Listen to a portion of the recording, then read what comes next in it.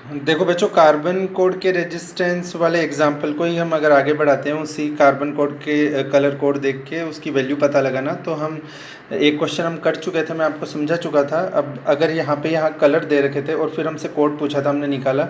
अगर हमें डिजिट दे रखी हो, रेजिस्टेंस दे रखा और फिर पूछे कि उसके कलर्स बताइए कौन कौन से हैं, तो देखिए हम वो भी बता सकते हैं। फर्स्ट डिजिट 4, 4 पे देखिए, हम देखते हैं टेबल के अंदर 4 पे क्या आ रहा है, येलो, तो हमने इसके लिए लिख दिया येलो।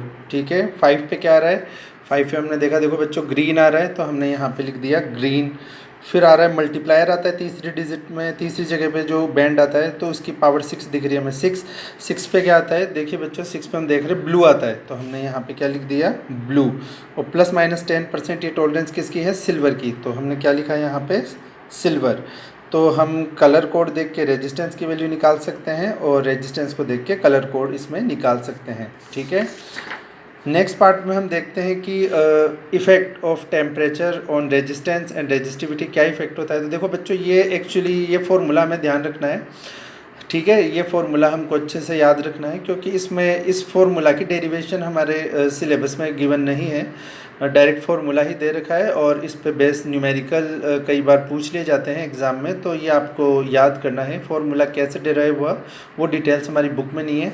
ठीक है, नेक्स्ट टॉपिक जो हमारा आता है वो आता है सुपर कंडक्टिविटी। देखिए सुपर कंडक्टिविटी क्या है, कि हम जब किसी भी कंडक्टर का टेम्परेचर जो है, या किसी सब्सटेंस का टेम्परेचर कम करते हैं पर्टिकुलर एक लिमिट से ज़्यादा, ठीक है ना, तो decrease, if you decrease the temperature, ठीक है, तो देखिए अगर हम टेम्परेचर डिक्रीज़ करेंगे तो क्या होगा कि जो भी इलेक्ट्रॉन्स हैं या जो भी चार्जेस हैं, उनको मिलने वाली जो काइनेटिक एनर्जी थी वो कम हुई। तो अब ये कम काइनेटिक एनर्जी कम होने के कारण इनका जो भागना दौड़ना है हमारे चार्जेस का, वो कम होगा, तो कोलिजन्स भी कम होंगे। ठीक है, कोलिजन कम होगा तो रेजिस्टेंस डिक्रीज़ हो जाएगा और कंडक्टिविटी उसकी बढ़ जाएगी। ठीक है, सुपर कंडक्टिविटी का ये प्रिंसिपल है। तो अगर हम डिक्रीज़ करते हैं टेम्परेचर किसी का, और एक सर्टेन लिमिट के बाद, ठीक है ना, एक सर्टेन लिमिट तक अगर टेम्परेचर डिक्रीज़ कर दिया, तो उसके बाद में जो कंडक्टर का रेजिस्टेंस होता है वो रैपिडली, ठीक है ना, रैपिडली डिक्रीज़ होता है और suddenly it becomes zero, resistance he zero हो जाता है। तो इस कंडीशन में मतलब अगर रेजिस्टेंस होगा ही नहीं तो उसकी कंडक्टिविटी बहुत हाई होगी। ठीक है, तो इसी फिनोमिना को हम बोलते हैं सुपर कंडक्टिविटी। देखो प्रैक्टिकली ऐसी हम कोशिश कर रहे हैं ऐसी चीज़ें बनाने की, लैब्स में तो ये पॉसिबल है, अदरवाइज़ तो हम देखते हैं प्रैक्टिकल लाइफ में सुपर कंडक्टिविटी अचीव नहीं की गई कि रेजिस्टेंस ज़ीरो हो और फुल कंडक्टिविटी हो जाए, जितना भी हम करंट भेजें उसमें कुछ भी लॉस ना हो। तो प्रैक्टिकली हम जानते हैं कॉपर है या जो भी है उन सब में लॉसेस तो होते ही हैं, पर ये एक फिनोमिना है कि अगर हम एक पर्टिकुलर टेम्परेचर डिक्रीज़ कर देते हैं एक लेवल के बाद में, तो उसका रेजिस्टेंस ज़ीरो हो जाता है। देखिए एग्जाम्पल हमको इसमें बता भी रखा है, ये मरकरी का एक एग्जाम्पल है 4.2। देखिए 4.2 ये जो टेम्परेचर है केल्विन में, इस पे रेजिस्टेंस सडनली इसका ज़ीरो हो जाता है और ये सुपर कंडक्टर की तरफ बिहेव करना स्टार्ट कर देता है। और ये प्रोसेस जो 10 केल्विन से 0.1 केल्विन तक हम देखते हैं कि होती है। पर हमने देखा, देखो बच्चों ये काफ़ी कम टेम्परेचर है, ये केल्विन में है, अगर आप इसको सेल्सियस में कन्वर्ट करेंगे तो आप देखेंगे कि बहुत कम टेम्परेचर है। तो प्रैक्टिकली हम जानते हैं कि इतना कम टेम्परेचर हमारे अराउंड होता नहीं है, अप्रोक्स रूम टेम्परेचर भी 27 डिग्री हम लेते हैं, 27 डिग्री सेल्सियस। ठीक है, तो काफ़ी कम टेम्परेचर है, तो प्रैक्टिकली पॉसिबल नहीं है, बट फिर भी अगर काफ़ी अगर उसका टेम्परेचर कम किया जाए तो वो कई बार कुछ सब्सटेंसेस के लिए सडनली डिक्रीज़ होकर ज़ीरो हो जाता है रेजिस्टेंस, और फिर वो बहुत अच्छे से कंडक्ट करता है। इसी को हम सुपर कंडक्टिविटी बोलते हैं। देखिए कई बार सुपर कंडक्टिविटी की कंडीशन में क्या होता है कि जो मैग्नेटिक फील्ड होता है कंडक्टर के अंदर, इट विल बिकम ज़ीरो, ये ज़ीरो हो जाता है। ठीक है ना, तो ये ज़ीरो हो जाता है, तो इस इफ़ेक्ट को हम बोलते हैं मीजनर इफ़ेक्ट। तो कई बार 1 मार्क्स के अंदर इस क्वेश्चन को पूछ लिया जाता है, तो हम इसका यही आंसर देंगे कि सुपर कंडक्टर्स के अंदर मैग्नेटिक फील्ड जब ज़ीरो हो जाता है तो इस इफ़ेक्ट को हम बोलते हैं मैग्नेटिक मीजनर इफ़ेक्ट। ठीक है, फिर उसके बाद में देखो बच्चों, ये तो हमने 10th क्लास में भी पढ़ा हुआ है, कॉम्बिनेशंस ऑफ रजिस्टर, ये तो आप अच्छे से जानते हैं कि 3 रजिस्टर सीरीज़ में लगा रखे हैं, तो इनका रिजल्टेंट या इक्विवेलेंट रेजिस्टेंस कितना होगा, R=R1+R2+R3, डिराइव भी हम कर सकते हैं। देखिए हम जानते हैं कि सीरीज़ कॉम्बिनेशन में करंट सेम रहता है और वोल्टेज अलग अलग होता है। जो अलग है उसका हम सम कर लेते हैं, V1 V2 V3 इनका सम कर लेंगे। V की जगह IR1, देखो करंट तो सेम ही रहेगा, IR2 रेजिस्टेंस बदल जाएगा, IR3। फिर हमें टोटल अगर पोटेंशियल डिफरेंस निकाला तो तीनों को जोड़ देंगे, तीनों की वैल्यू पुट करेंगे, I इधर भी है इधर भी है, कॉमन लेके कट जाएगा, तो R is equal to R1 plus R2 plus R3। तो सीरीज़ कॉम्बिनेशन तो ऑलरेडी हम 10th क्लास में इसके क्वेश्चन हम कर भी चुके हैं। और फिर हम पैरेलल कॉम्बिनेशन के लिए देख लेते हैं। देखिए बैटरी के एक ही एंड से तीनों वायर्स कनेक्ट हैं, एक ही एंड से, तो अगर एक ही एंड से कनेक्ट है तो हम जानते हैं कि इस केस के अंदर पोटेंशियल सेम रहेगा और करंट बदलेगा, और रेजिस्टेंस तो सारे अलग हैं ही, तो जो अलग होगा उसका हम सम कर देंगे। करंट अलग है तो I is equal to I1 plus I2 I3, total current निकल जाएगा। I1 कैसे निकालेंगे, V/R1, I2 V/R2 और इधर I3 V/R3, ठीक है। ये वैल्यू हम पुट करेंगे तो V से V तो कॉमन आके कट जाएगा, तो बचेगा 1/R is equal to 1/R1 plus 1/R2 plus 1/R3। ये इसका पैरेलल कॉम्बिनेशन हो जाएगा, ठीक है। तो इस फॉर्मूला पे बेस्ड हम क्वेश्चन अभी न्यूमेरिकल एग्जांपल्स करेंगे, ठीक है।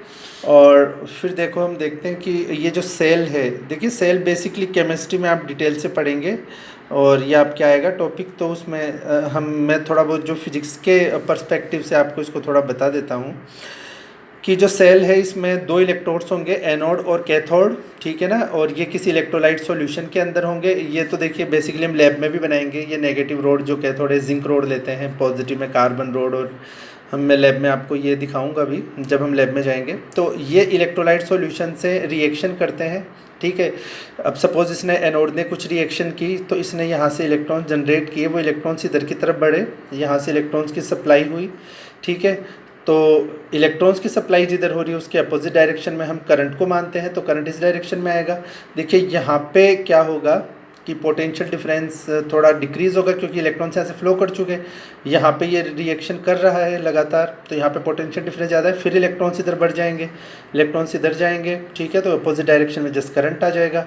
फिर इलेक्ट्रॉन्स की सप्लाई ये करता रहेगा। तो देखिए इंटरनल सर्किट में ये जो एनोड और कैथोड है सॉल्यूशन से रिएक्शन करेंगे, और इस तरीके से जो इलेक्ट्रॉन्स फ्लो करेंगे तो उसके अपोजिट डायरेक्शन में हमें करंट का फ्लो मिलता जाएगा, ठीक है ना।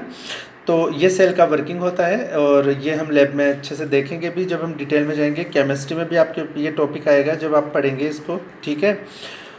तो फिर देखिए जो EMF, ये बहुत इंपॉर्टेंट टर्म है बच्चों, EMF। तो EMF जो है इसकी फुल फॉर्म है इलेक्ट्रोमोटिव फोर्स। पर हमें क्या ध्यान रखना है कि इलेक्ट्रोमोटिव फोर्स जो है हमारा, ये कोई फोर्स नहीं है एक्चुअली, ये बच्चों वर्क डन होता है, ठीक है। एक यूनिट चार्ज जो एक हमारे बैटरी के अंदर अगर चार्ज एक पूरी साइकिल में कंप्लीट हो गया, जैसे इलेक्ट्रॉन यहाँ से चल के यहाँ तक गया और वापस इधर आया, ठीक है, ये जो एक कंप्लीट राउंड फ्लो कर रहा है कंप्लीट लूप के अंदर, जब ये चल के आ रहा है तो जो वर्क डन हो रहा है उसी वर्क डन को हम क्या बोल रहे हैं, EMF। तो इसमें ये इस सॉल्यूशन में चला, फिर बाहर आउटर सर्किट में चला, इसमें पूरे में चलने में इसको जो वर्क करना पड़ा, इस वर्क डन को ही हम इलेक्ट्रोमोटिव फोर्स बोलते हैं। तो जैसे देखो हम कन्वेंशनल करंट की डायरेक्शन प्लस से माइनस मानते हैं, उसी तरीके से ये भी एक कन्वेंशन ही है कि इसके नाम में फोर्स है, लेकिन ये होता क्या है बच्चों, वर्क डन। तो वर्क डन ये होता है। तो अगर हमें इस सेल का EMF अगर निकालना हो तो देखिए सेम वही पोटेंशियल डिफरेंस वाली कंडीशन हम लगाएंगे। Work done per unit charge, एक यूनिट चार्ज पे एक सर्किट के घुमाने के लिए जितना वर्क डन हो रहा है उसी को हम EMF बोलते हैं, work done per unit charge. देखो ये हमने डेफिनेशन पढ़ रखी है, V वोल्टेज की भी यही डेफिनेशन होती है पोटेंशियल की, ठीक है, V is equal to W/Q। EMF की भी वही है, work done per unit charge, ठीक है, कंप्लीट सर्किट में फ्लो करने के लिए। तुमने देखा जूल पर कूलम या वोल्ट, इसकी यूनिट भी वोल्ट ही होगी, पर ये वोल्टेज नहीं है बच्चों, ये वोल्टेज से अलग है, ठीक है। इसको हम टर्मिनल वोल्टेज नहीं बोल सकते, टर्मिनल वोल्टेज अलग होता है, वो अभी मैं नेक्स्ट टॉपिक में आपको एक्सप्लेन करूँगा, ठीक है। तो ओपन सर्किट में अगर हम फाइंड आउट करेंगे कि भी इस बैटरी के दो एंड्स पे अगर हम वोल्टेज फाइंड आउट करेंगे, तो जो हमारे पास वोल्टेज आएगा उसी को हम EMF बोलते हैं।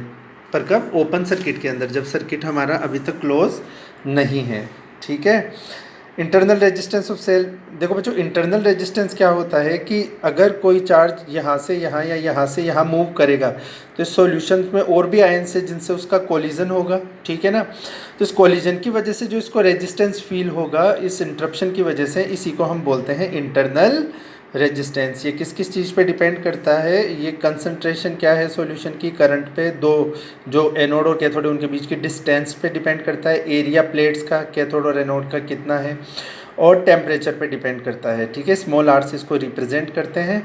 और टर्मिनल वोल्टेज, देखो टर्मिनल वोल्टेज और ईएमएफ में क्या डिफरेंस है कि पोटेंशियल डिफरेंस, या जिसको हम ऑपरेटिंग पोटेंशियल डिफरेंस या टर्मिनल वोल्टेज बोलते हैं, वो हमेशा क्लोज सर्किट में ही होगा, ठीक है।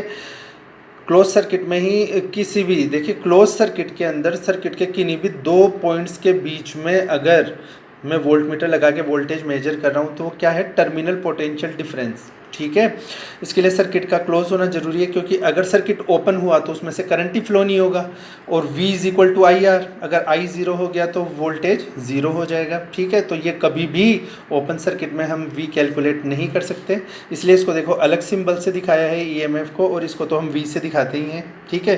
तो हमको ध्यान रखना है क्लोज सर्किट में होगा ये, ठीक है।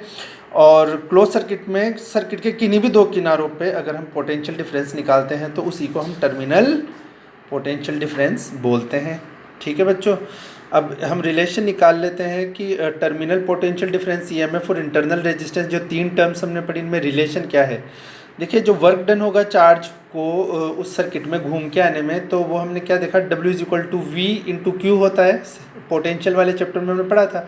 तो वहाँ पे हमको V की जगह क्या लिखना है, E, क्योंकि पूरे सर्किट में अंदर और बाहर, तो V नहीं लिखेंगे हम, E लिखेंगे, EMF E इंटू क्यू, ठीक है।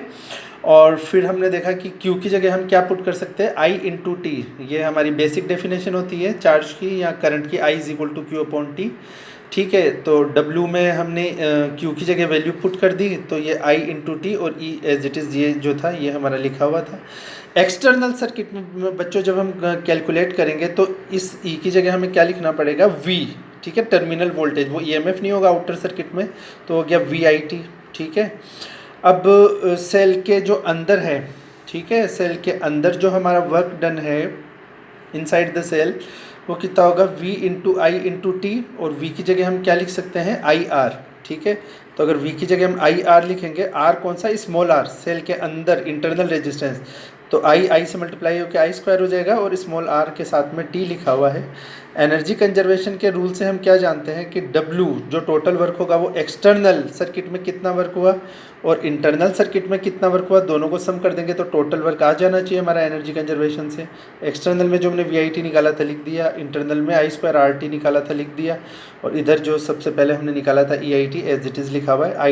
IT कॉमन था, कट गया, तो ये जो हमारा E था EMF वाला, तो ये हमारा आ गया V प्लस IR, ठीक है। तो यहाँ से अगर टर्मिनल वोल्टेज निकालेंगे तो E माइनस IR।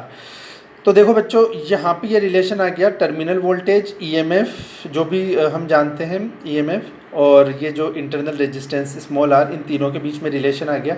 पर देखिए EMF में से कुछ माइनस कर रहे हैं तब पोटेंशियल डिफरेंस आ रहा है, तो इसका मतलब देखिए ये भी है तो वोल्टेज ही, ठीक है।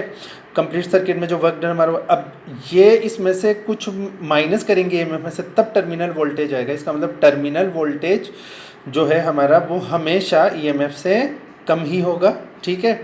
ये हम यहाँ पे देख सकते हैं, और अब इसकी कुछ कंडीशंस जो है वो हम देख सकते हैं, अप्लाई भी कर सकते हैं। तो ये एग्जांपल्स आप बुक में से देख लीजिएगा। नेक्स्ट जो है वो हम देखते हैं कि इलेक्ट्रिक एनर्जी, ठीक है। अभी देखिए इसमें सेल्स का कॉम्बिनेशन भी है, जो कि मैं आपको नेक्स्ट लेक्चर में अलग से बताऊंगा कि सेल्स का पैरेलल और सीरीज़ कॉम्बिनेशन कैसे करते हैं। तो उससे पहले हम ये देख लेते हैं कि कुछ और टर्म्स जो हमारी इस चैप्टर में हैं वो उनको भी एक्सप्लेन समझ लेते हैं, क्योंकि 10th क्लास में हमने पढ़ रखी है पहले से। तो देखिए सबसे पहले लिखा हुआ है इलेक्ट्रिक एनर्जी, ठीक है ना। तो एक सर्टेन टाइम के अंदर जो एनर्जी EMF का सोर्स, मतलब जो हमारा सेल या बैटरी दे रही है, ठीक है ना, उस एनर्जी को हम इलेक्ट्रिक एनर्जी बोलते हैं। और फॉर्मूला भी हमने देखा ही था, क्या था, W is equal to Q V, Q की जगह हम I इंटू टी लिख सकते हैं, तो W क्या हो गया, VIT, वर्क है तो जूल में निकालेंगे हम, ठीक है।